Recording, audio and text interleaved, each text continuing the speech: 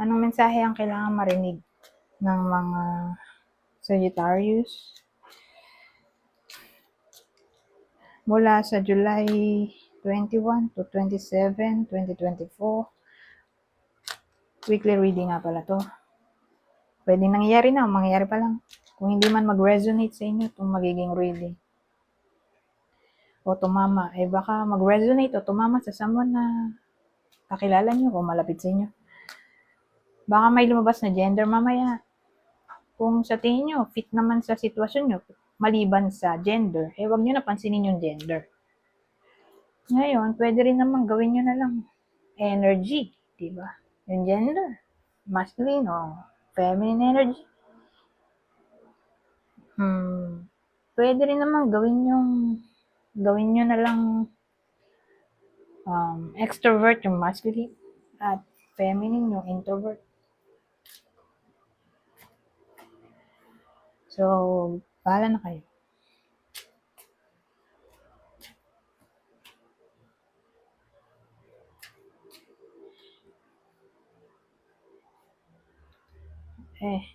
Ano to?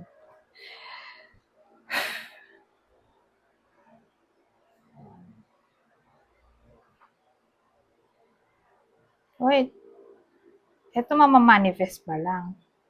O may gagawa ng action na makipag-ayos na to. Healing, compromise, pares lang, di ba? Na ayusin na ang gulo. Lalo na kung ang gulo ay sabihin natin cheating. O kung di man literally cheating, ang nakaaway dito hindi ka close na kaibigan o kaibigan man yan. Kasi may gossip dito, may mga tao, grupo ng tao na either di ka close o hater ng iba sa inyo. Kasi pinagchichismisan sila dito.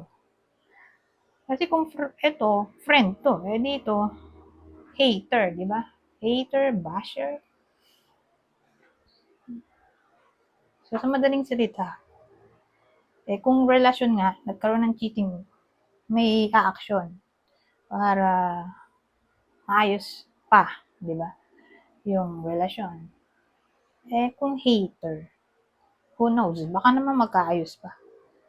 Pero kung di talaga maayos, baka gagawa ang universe ng way para hindi na kayo magkita. O hindi na kayo magkita pansamantala. Who knows, baka permanently na. Diba? So, case-to-case basis, baka permanent na o temporary lang. Na yun nga, hindi kayo magkita.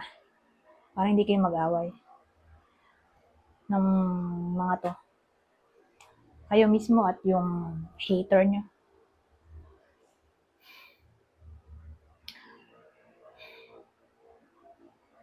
Ganun. So, sa madaling salita, may peace of mind para sa iba sa inyo sa week na ito.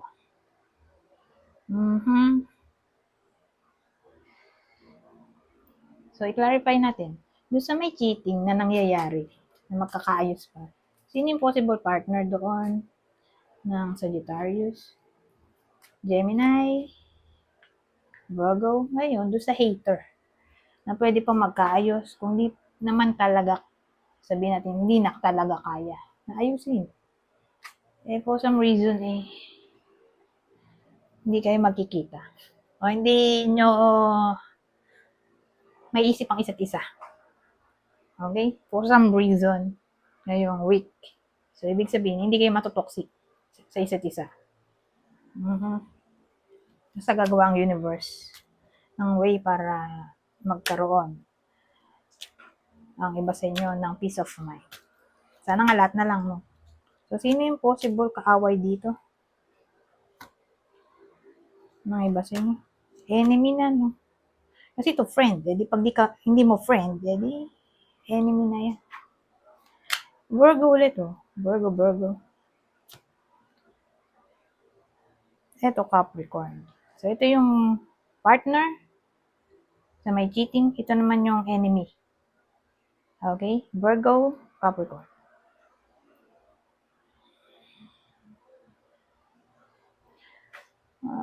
Ito. Anong detalye makukuha natin dito? Long path. Decision. Alam ko yung long path eh. Sa sobrang long, parang ang tagal. Ano nabasa kong gano'n?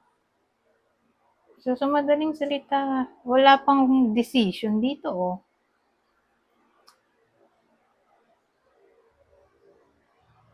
Yung iba sa inyo, sabihin natin nag-expect yung iba sa inyo ng result o decision, verdict. Wala pa. Basta nakita ko yung long path, hindi mo masasabi kung kailan darating o kung kailan mangyayari. Wala kang specific time frame.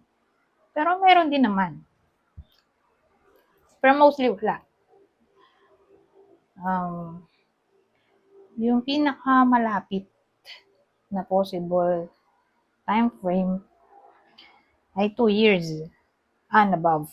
Pero usually malabo yan. Hindi mo alam kung kailan. Kailan, yun nga, lalabas yung result. Ito, kung result yung inaasikaso dito. Result, verdict, decision, legal documents. Yung para bang naghihintay ng feedback yung iba sa inyo. Sa loob ng one week to, di ba? July 21 to 27, malabo pa yan. Pinakamalapit na nga ay 2 years. Napakatagal. OMG. Kailangan mo maghintay. Ganun siya. Yan yung somewhat card ng patience. Ito.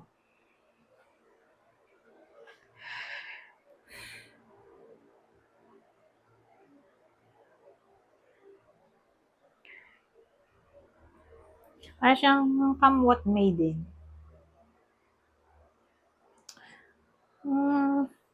Anyway.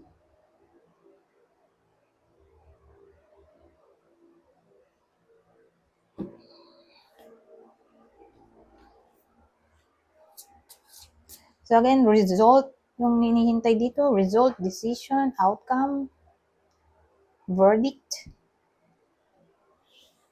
Mukhang malabo pa yan.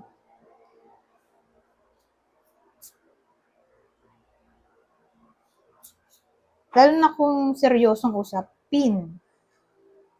Okay?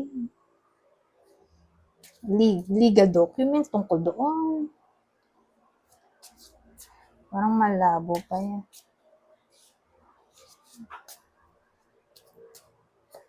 Ito na lang. Ang huli. Basahin ko na lang. Respect. Respect your relationships. So, siguro ito ay patama dun sa anyone sa inyo na nag-cheat. Kasi who knows kung sino ba itong nag-cheat. Kayo ba mismo? Yung puso nyo. So, kung kayo mismo, ito yung advice sa inyo. May respeto nyo naman. Yung inyong mga karelasyon. OMG.